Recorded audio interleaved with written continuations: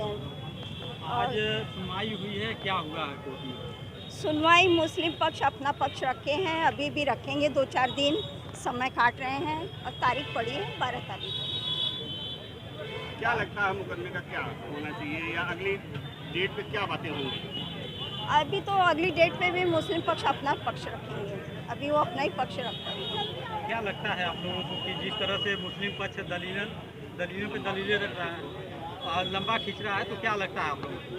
खींचने दीजिए उनको, लंबा समय काट रहे हैं, मतलब फैसला तो हमारे ही पक्ष में आना है। जितने प्रमाण सब मिले सब हिंदू पक्ष में, मंदिर के पक्ष में ही मिले।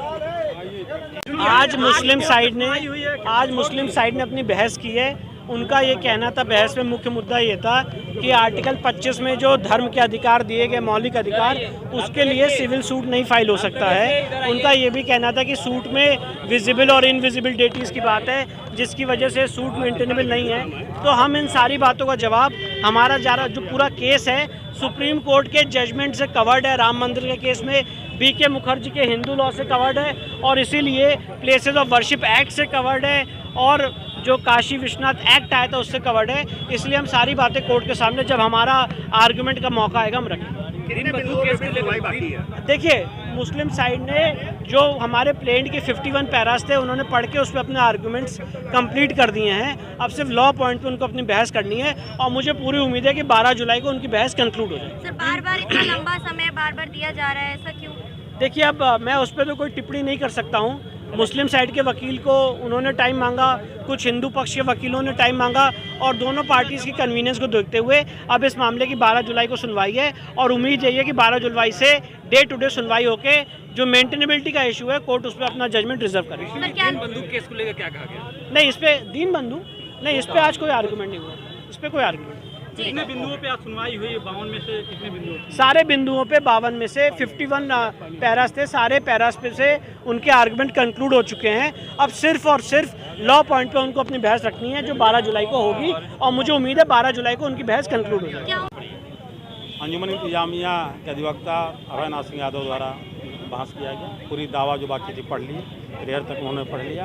दावा पढ़ने के दौरान जो जो कमियां थी बताते गए, जो 7-11 पर विपक्षी द्वारा बताया जाता है।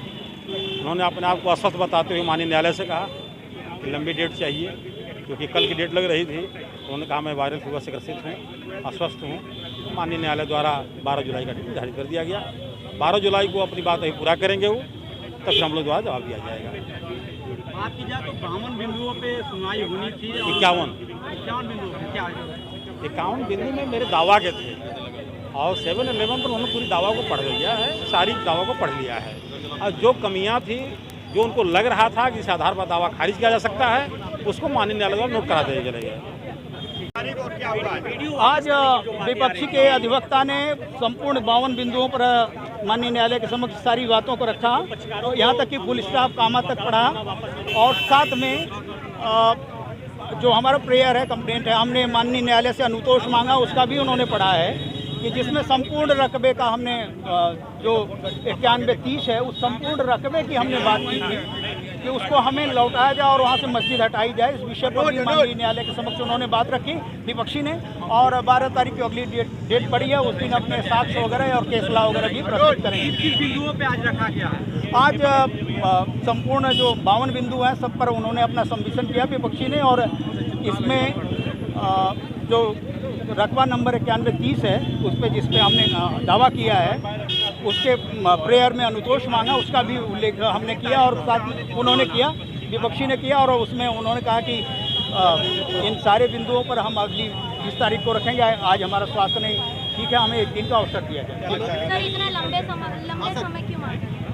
अभी विपक्षी तो कई बहाने कर रहा था, लटकाओ भटकाओ उनकी नीति है, उसी के नाते वो हमने ये बात कर रहे थे कि ये पक्ष रख रहे थे कि किसी तरह उनको अवसर मिले लंबा खींचे।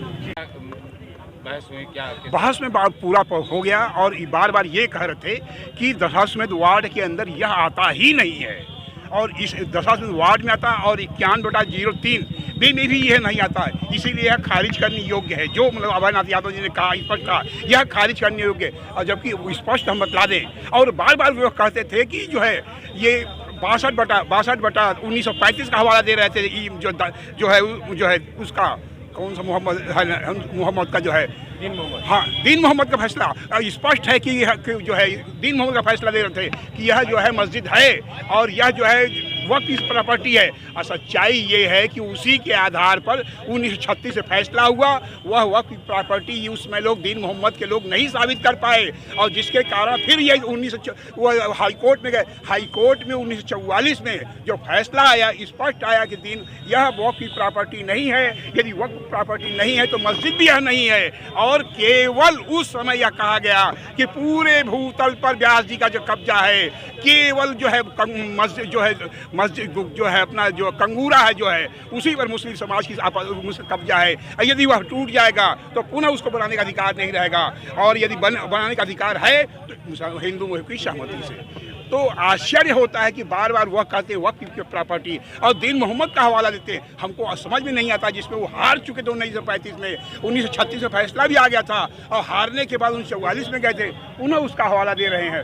यह तो नहीं समझ में आता हमको जो है। किस पर फोकस कर रहे हैं वो कि वो वार्ड में है ही नहीं? हाँ, वो फोकस कर रहे हैं कि यह जो है ज्ञानवापी मस्जिद जो हम लोग मतलब हिंदू पक्ष से जो दिए हैं, कहते हैं दशाश्वमेध वार्ड में है नहीं। और आज स्पष्ट बता दें, हम अब बतला रहे हैं कि आज भी दशाश्वमेध से लेकर सिगरा तक वह दशाश्वमेध वार्ड में है। हमको तो नहीं समझ में आता कि कुछ हैरत हो रहा है। हम आज ही नगर निगम में हम जा करके बाकायदे आख्या मांगेंगे कि दशाश्वमेध प्रॉपर्टी की कहाँ से कहाँ तक है। और आज भी हमको अच्छी हमारा भी वार्ड दशाश्वमेध में है। स्पष्ट करें कि दशाश्वमेध से लेकर के सिगरा तक वार्ड में है। रजिस्ट्री जब होती है सब पूरा D51/D उतना होता है। अब क्यों ऐसा कह रहे हैं हमको तो नहीं अभी तक नहीं समझ आया। ये कोर्ट जान रहा होगा ना कि हाँ, बिल्कुल प्रत्यक्ष के प्रमाण जो है।